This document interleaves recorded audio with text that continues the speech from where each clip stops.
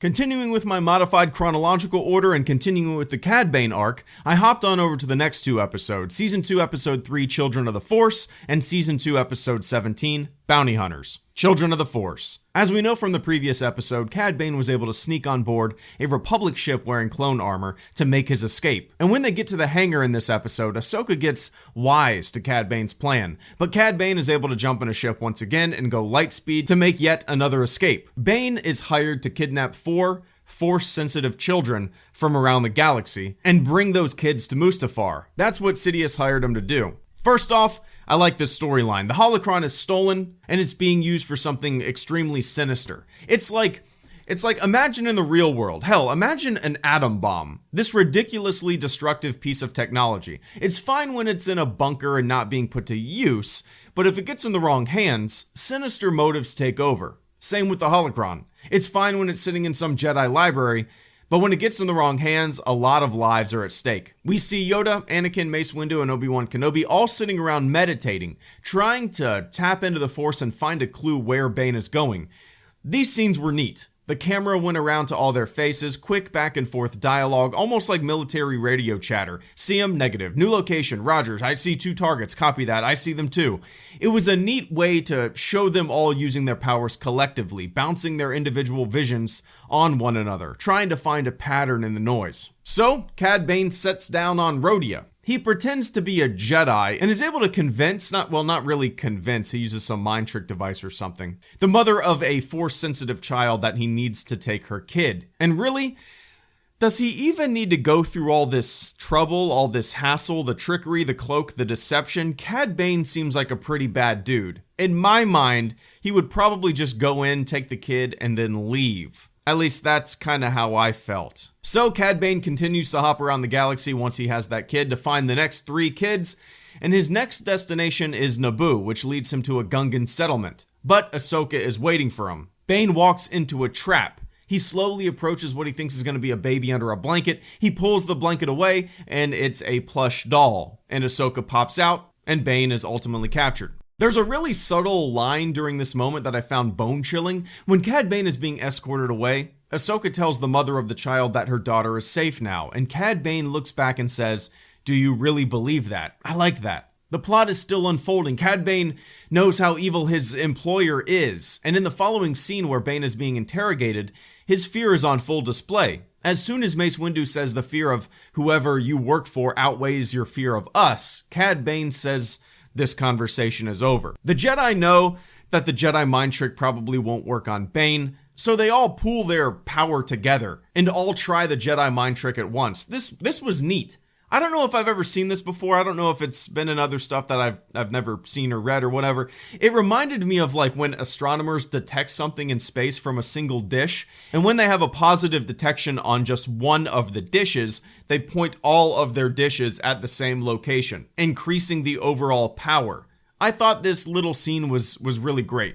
Later on, Mace Windu, Obi-Wan Kenobi, and Anakin Skywalker are talking in the hangar, and Windu says something like, "The Chancellor wants a full report on our progress," and Obi-Wan basically doesn't want to report anything to him, saying that this isn't Republic business, this is an internal Jedi matter.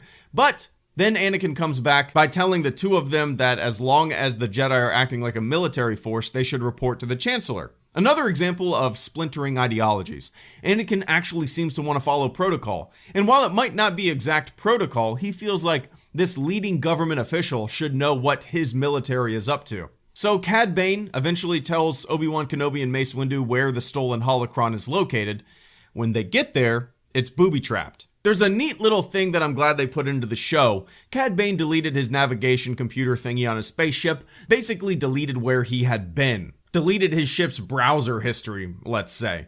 But he didn't delete his fuel consumption logs. So Anakin is kind of able to generally tell when he refueled and trace back through consumed fuel approximately where Cad Bane may have came from. And one of the places is Mustafar. Cool sequence, cool problem solving.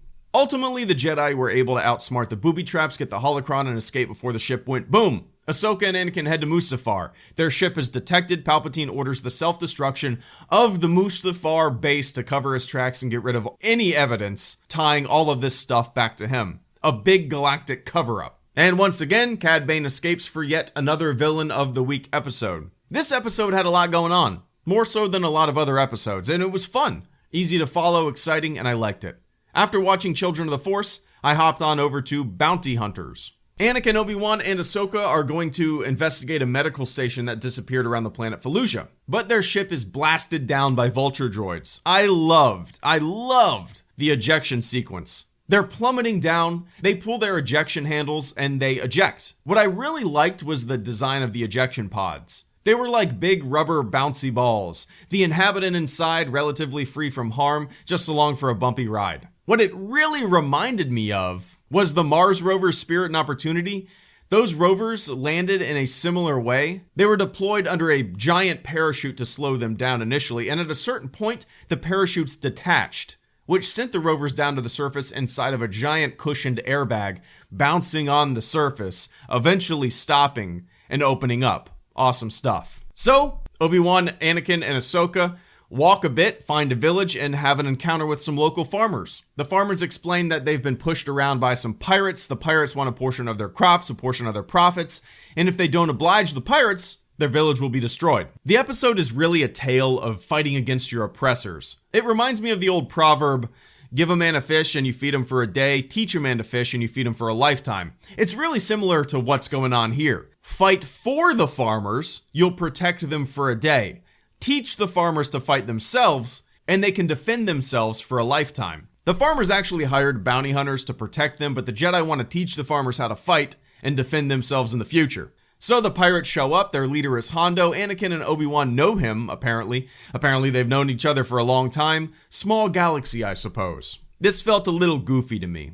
Unless I've seen him from another episode, I honestly don't remember. Maybe I did. I don't know. So the Jedi start to train the farmers. They help plot a defense strategy. A part that made me smirk and smile was when Anakin told the farmers to line up, like get into formation. The farmers had no idea what to do. It reminded me of my first day of boot camp. Everyone's brain hasn't gotten used to the orders yet. You haven't been taught what to do when these commands are given. You're still thinking like an individual rather than a team, rather than one unit.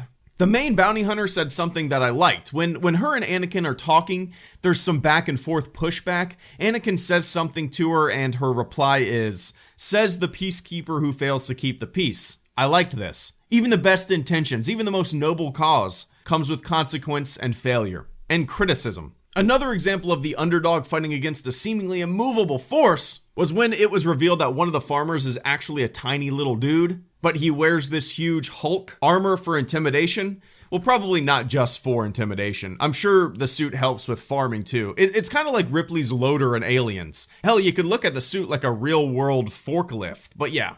I liked this. So they spot a pirate scout on the ridge overhead, observing their training process. One of the bounty hunters runs after the scout and pretty much breaks his neck. It was brutal. I liked it. And the bounty hunter's helmet was pretty neat too.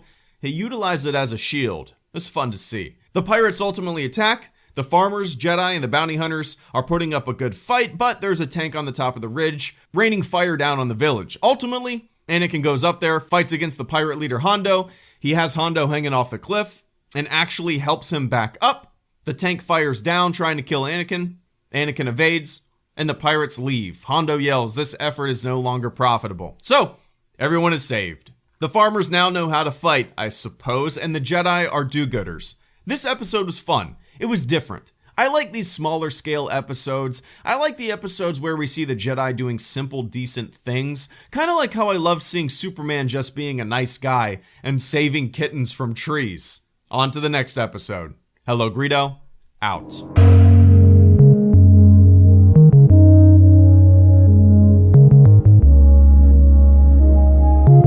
Always with you, it cannot be done.